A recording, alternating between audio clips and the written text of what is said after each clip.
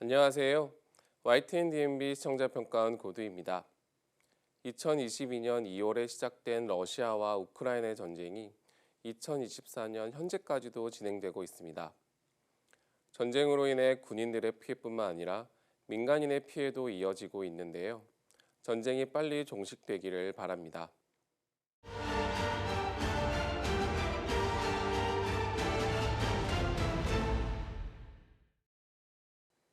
뉴스벤터의 전쟁과 사람은 전쟁 없는 세상을 위해 전쟁을 연구하는 프로그램인데요.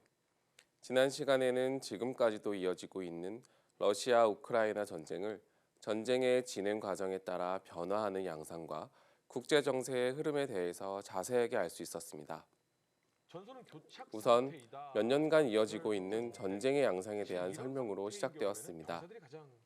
언론 기사를 통해서 관련 정보를 전해 들을 수는 있지만 실제로 자세한 내용까지 알기는 쉽지 않은데요. 전문가 패널의 자세한 전황 설명으로 다양한 정보를 얻을 수 있었습니다. 전체적인 전황에서 러시아는 여전히 우위를 가져가고 있지만 화력의 측면에서 열세에 있는 우크라이나가 공격을 하고 러시아는 반대로 방어를 하고 있다고 설명되었는데요.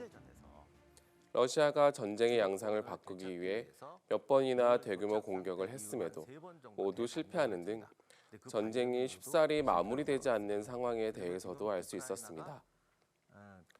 특히 흥미로운 내용은 러시아 우크라이나 전쟁의 주요 국면과 관련된 부분이었습니다. 2022년 전쟁 초기만 하더라도 막강한 군사력을 바탕으로 하는 러시아의 압승이 예상되었지만 현재까지도 전쟁은 이어지고 있는데요. 전쟁의 양상이 바뀌었던 국면에 대한 자세한 설명이 이어졌습니다. 2022년 3월부터 러시아군의 진격이 정체되기 시작하였으며 마리우폴 제철소에서 항전을 이어간 우크라이나 군에 대한 설명, 소모적인 전쟁이 이어지는 도중 발생한 러시아군 내의 반란, 우크라이나군의 공세 실패로 현재는 교착 상태에 머무르고 있다는 등 2년에 걸친 전쟁의 양상에 대해 쉽게 알 수 있었습니다. 이와 함께 강한 군사력을 가지고 있는 러시아군이 고전하고 있는 이유에 대해서도 알 수 있었습니다.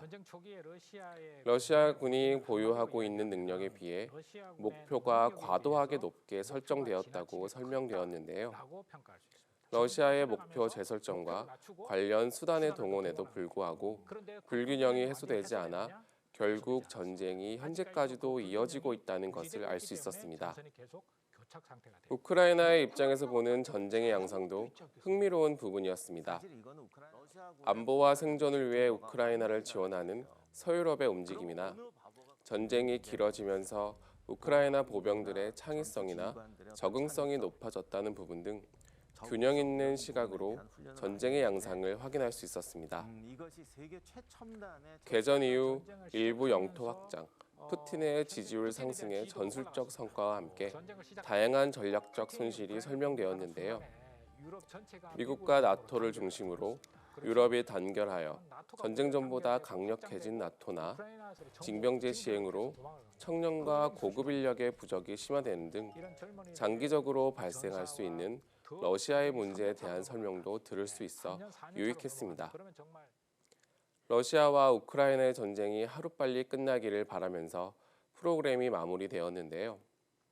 다양한 시각에서 러시아 우크라이나 전쟁에 대해 많은 정보를 얻을 수 있었던 시간이었습니다. 인간의 역사에서 전쟁은 수많은 슬픔과 참상을 만들어내는 비극 중 하나입니다. 러시아 우크라이나 전쟁이 빠른 시일 내에 종전이 되기를 바랍니다.